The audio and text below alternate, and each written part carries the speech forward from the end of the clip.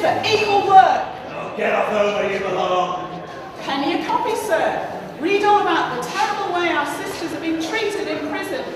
Force-fed. You should be ashamed of yourself. Going against men's authority. You deserve a good hiding. That would be a penny, please. Hello. Hello, I'm Janet MacLeod Trotter. I'm the author of various historical family sagas set in the northeast of England. And where are we here today? Today we're in Morpeth in Northumberland at the graveside of Emily Wilding Davison. You can see her grave in the background there.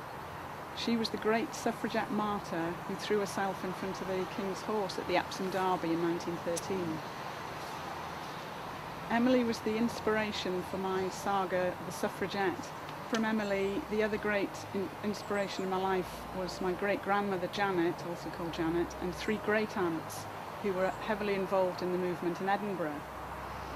My great-granny rushed up to Winston Churchill in the street and shook her brolly at him and said, "Votes for women, Mr. Churchill," because he was in the government at the time who was refusing the vote. And one of my great-aunts was a very keen newspaper seller for the movement and was told she was the champion newspaper seller in all of Scotland for the cause.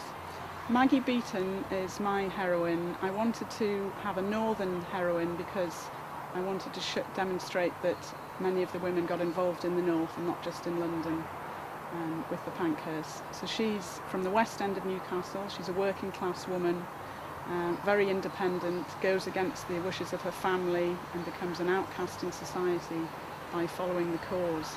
And it's here at the graveside of Emily Davison at her funeral in the novel that she vows that she'll become a militant for the cause and puts herself beyond the pale as far as society is concerned. She does have one great ally in her life who's the love of her life, George Gordon, who's another local radical in the Labour movement, and he stands by her. So it's also a love story, quite a poignant love story. The First World War comes and then shatters their lives further. Oh, get out of my way! I'll not be spoken to like that by any woman! You've taken my newspaper, now you'll pay me for it. Can't be doing no such thing. You've wantonly destroyed my property.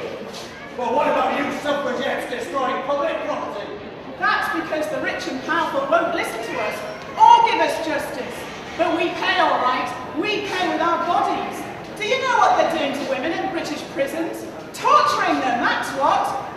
So pay your debt. A penny for the women's cause.